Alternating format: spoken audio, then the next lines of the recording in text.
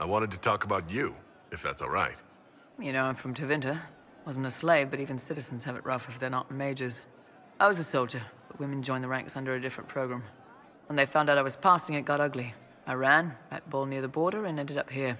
Not a life I'd wish on everyone, but it'll do. Why did you decide to live as a man?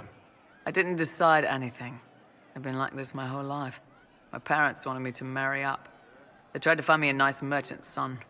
Every day, put on a dress, look into my father's shaving mirror, and just hate myself. If you had the chance to use magic, would you change all the way? What? No. I don't want any magic like that within 10 yards of my body. When I was younger, I don't know. Everyone has silly dreams. In Tevinter, dreams like that get you killed. Bull helped me make a good life. Nice armor and a well-placed sock, and I'm happy. What's Tevinter like for a citizen? Someone who isn't a slave or a mage? I'm of the Separati, citizens who aren't mages. Mages are in charge and everyone knows it.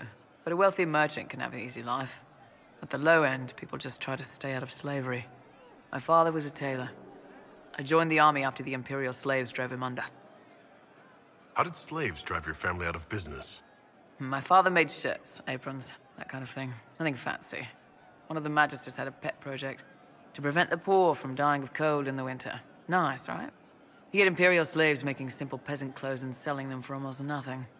That magister's nice idea put out slave-made clothes at prices my father couldn't match. Sounds like the Magister was doing it out of kindness. That's the worst part of Tevinter. People don't even realize they're taking away your living. That Magister wasn't a terrible person. He probably saved slaves from dying. My father sold himself into slavery. He's one of the Servus Publicus, the Imperium-owned slaves now.